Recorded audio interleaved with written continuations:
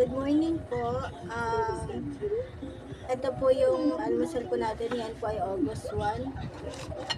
Fried rice at Talbos ng kamote, saging at saging at may sausawan ng pag-upo. Tingin mo sa akin? Kain na po kayo. Pray muna tayo. Then, Kapag nagsawa ka, Nagkakailang Diyos sa pangalan ni Jesus. Lord Jesus, salamat po. Ito ang bibigay sa amin lakas ng Panginoon po lang po sa inyo. Salamat Jesus. Sapagkat Lord, pagpapalain niyo po kami Lord at mga nanonood po sa amin sa inyo. Naglabi kami sa Espiritu Santo sa pangalan ng Jesus. amen. Tara, kain na tayo. Saging po, sausaw sa pag-upo. Ang sarap po nito. Nakakain na po ba kayo ng ganito? Ano po yung pagkaan ng ano? Mang Kepoy, alam ko na. Taga-bukid. Meron na ako napagaling niya. Kumbalas eh.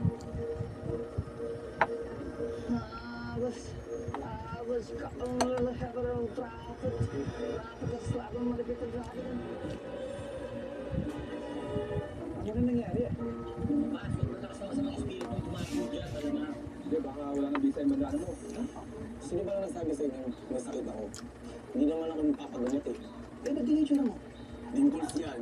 Eh, sino ba magpapagamot? Yung kambal ko, na matanda eh. Oo nga. Tumangkad siya, tsaka yung mata medyo malsa eh. Hindi ganito. Saan ba?